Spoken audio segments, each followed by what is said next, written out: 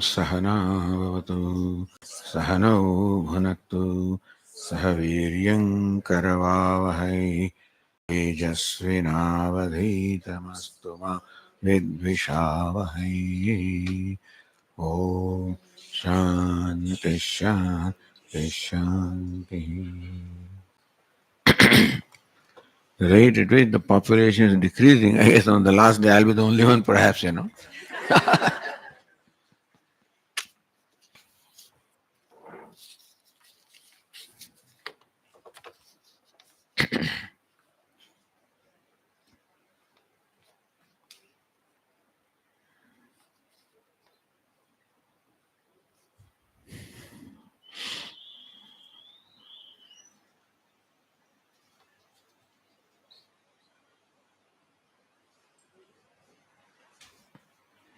When a person having small issues in life, a close family member always taunts them saying, it is your karma. Even though it is true, it is harmful as a person is intentionally hurting. What happens to their karma? Will they be punished?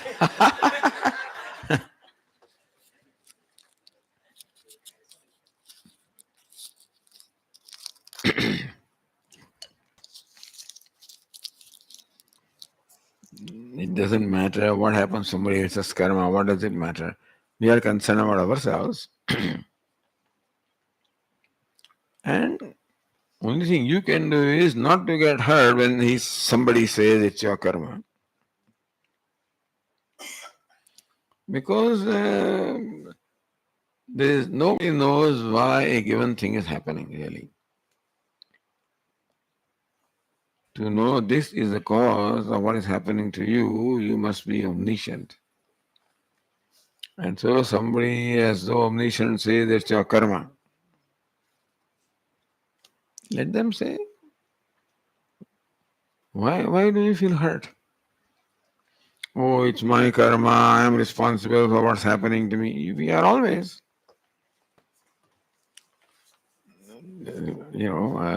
The present is always the product of the past. And so we have to take responsibility for what we are, because we are a product of what we must have done in the past. So when somebody says, it's a very cruel thing to say, it's your karma. It's like going to the hospital and somebody is, in pain and says, it's your karma. Which people do sometimes, because they don't know, how it affects the other person.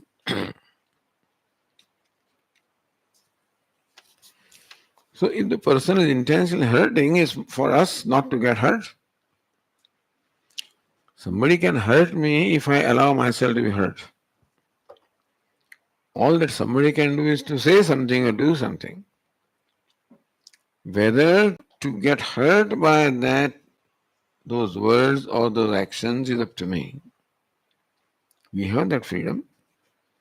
And so we know this person now whose nature it is to push our buttons. And so we have to work on ourselves and you can rehearse it in your mind. That today then I'm likely to meet this person. Person will say, it's your karma. How am I going to respond? If you rehearsed it beforehand, then you are ready. Okay, let the person say it's my karma. Even if it's my karma, so what? I can't change it. We have to deal with what is, whoever's karma it is.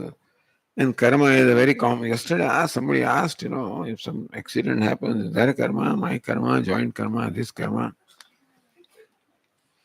Swamiji, if an airline crashes, 300 people, whose karma is it? Is joint karma? It's a very complex issue.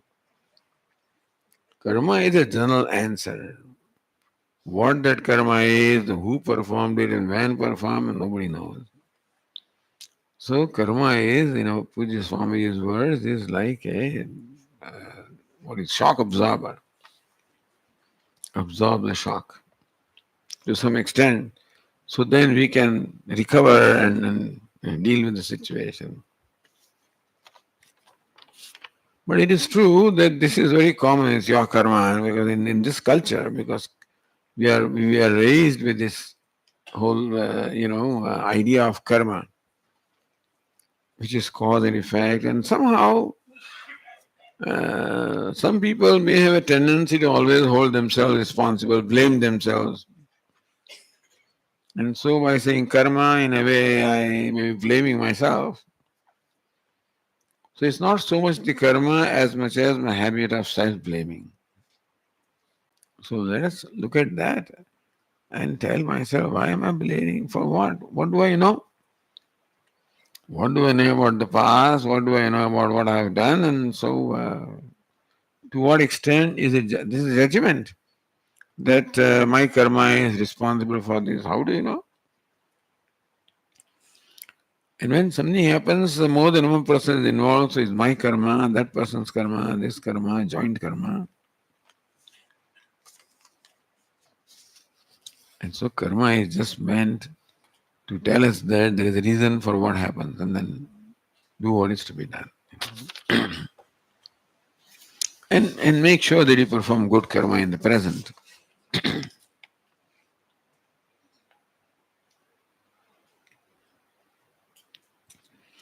Should we love others at the cost of our own happiness and well-being? Should we love others at the cost of our own happiness and well-being? See, to love, there is no will involved in loving somebody. Love has to happen. If we could will the love, the people will never separate. There will be no, if two persons had the will to love each other, they would always want to. But that does not happen. Love has to happen. We cannot will. Happiness has to happen. We cannot will. Love has to happen. We cannot will. All we can do is to create the conditions where love may possibly manifest. Like bring gift and do whatever, So create an atmosphere where love may possibly manifest. But love, our Swami used to say, is not a verb. It's a noun. Meaning that you cannot love. We don't have freedom to love. Love has to happen. We have no freedom to just be happy. What's the use of saying that? If I could be happy, well, I would always want to be happy, but happiness is not something I can will. Happiness has to happen. I can create conditions where happiness manifests. I can try to create conditions where love will manifest. But we have no will to love. You follow? Somebody says, be happy. Just don't get angry, I never get angry. Anger gets me. I never get angry. We never get angry. Meaning that there is no will involved in anger happens. Anger gets me. I don't get anger. So what's the use of saying, don't get angry? I don't get angry. Anger gets me. And so similarly also, this love. Should we love? If you could love, then please love everybody. Then there's no cost. Love means that no cost is involved. Love always means giving. When there is love, you are always motivated to do something. Love results usually in doing something for the object of love. Nobody is to tell me. Because when I love you, then I'm happy to. This is called love when I'm happy at the happiness of another person. That's called love. I'm happy at the Tat Sukhe Sukhitvam. My happiness is because of happiness of another person. That is called love. That means that I always try to make the other person happy. And if I am successful in making that person happy, that makes me happy also. So it's not that we should love others. There is no way that you can love. It's not, there is no freedom, no free will to love. At the cost of our own happiness and well being. I don't know what you mean by that. I love others at the cost of my happiness and well being. What do I do? What is meant by loving somebody? Giving gift? I don't know what is meant by loving somebody. So, as I said, love is not a, repeating what Puja Swami used to say, it is not a verb. To be very frank with you, I myself didn't understand what he was saying at that time. What is not love? But now that I'm telling you, I understand, that it is not a verb, it is a word. When you can't love, there's no freedom to love. You can create situation where love can manifest. So, at the cost of our own happiness and well-being,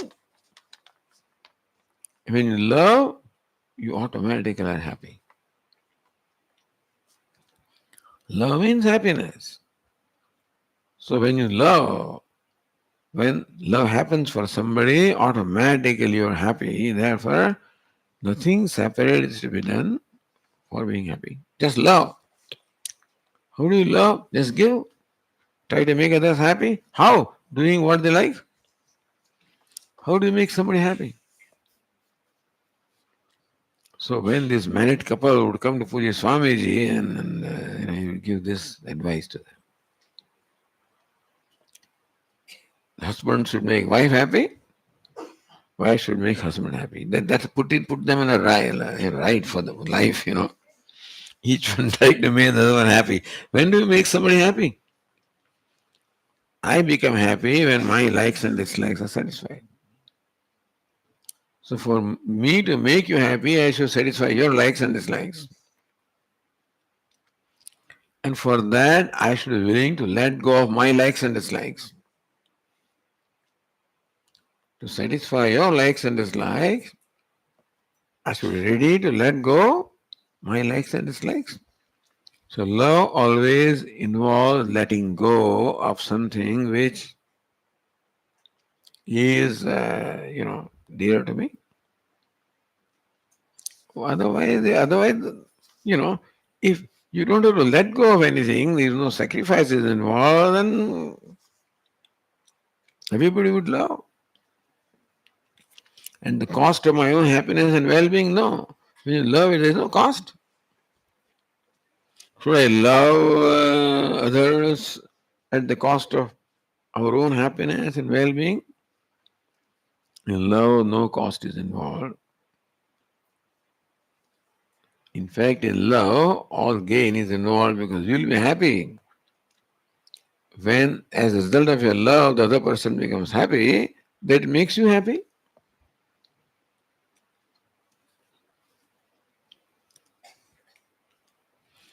Is unconditional love possible if we are conscious in the realm of relationships? Is unconditional love possible if we are conscious in the realm of relationships? That's a little difficult to understand. In the realm of relation, we are conscious, the realm of relationships. What is that? We are always conscious. The realm of relationships, we are conscious.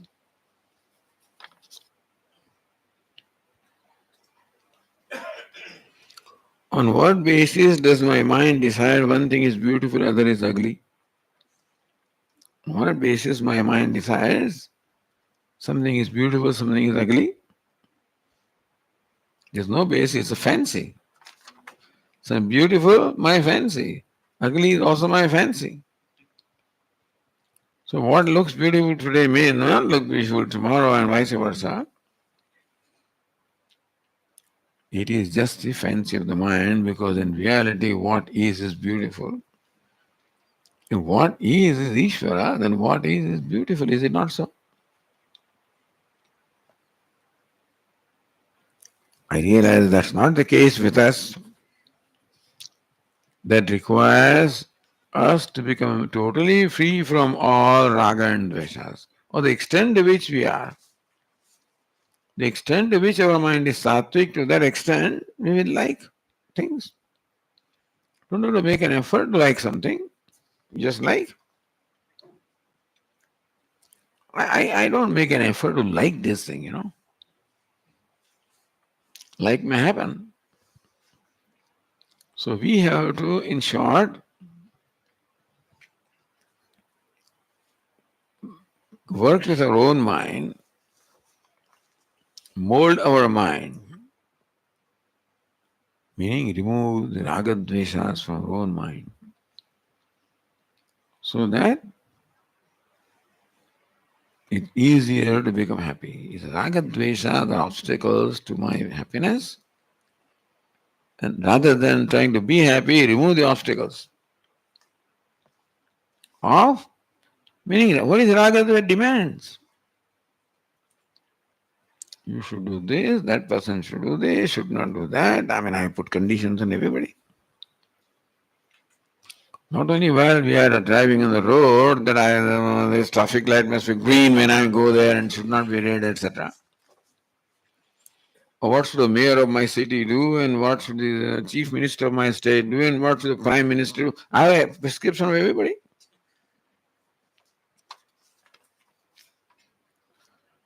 But to like something, as I said, we have to grow.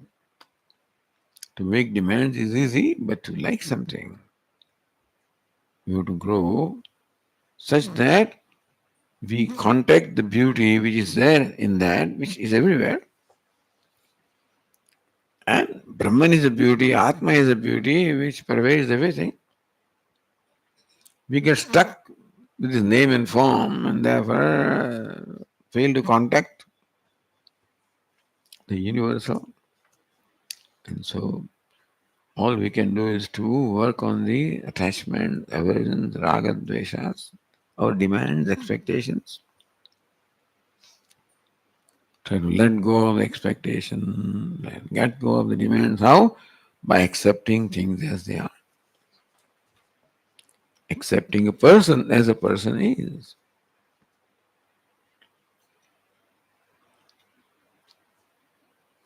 I always make a demand that other person should change for my sake. That's the usual situation. The other person thinks that I should change for their sake. That's how the conflict goes on in the relationship. If each one is willing to change for other, there'll be heaven. You need only two persons to create heaven.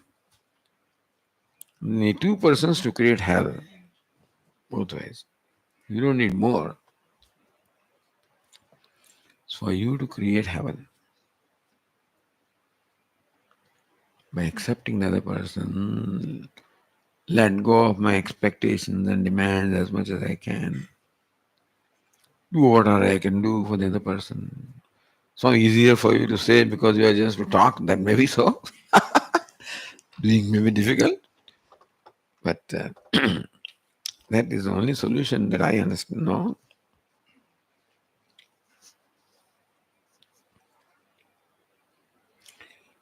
Where and how did this compartmentalization in my mind begin that something is beautiful and something is ugly? In other words, how did this raga and dvesha originate in my mind? Lord Krishna says that we are born with the tendency to relate with everything with raga and dvesha. The third chapter of the Gita, Lord Krishna says, Indriyasya indriyasyarthe raga dvesha vyavasthito. With reference to every sense object corresponding to a sense organ, the relationship that we have is of raga and dvesha, of like and dislike.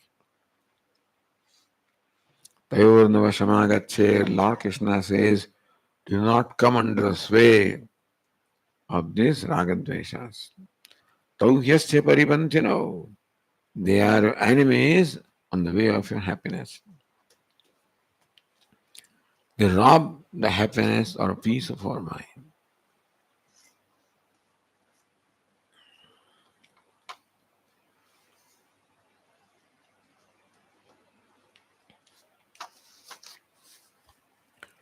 Pure awareness, Chaitanya, may be highly indispensable for our cognition. Yet what difference does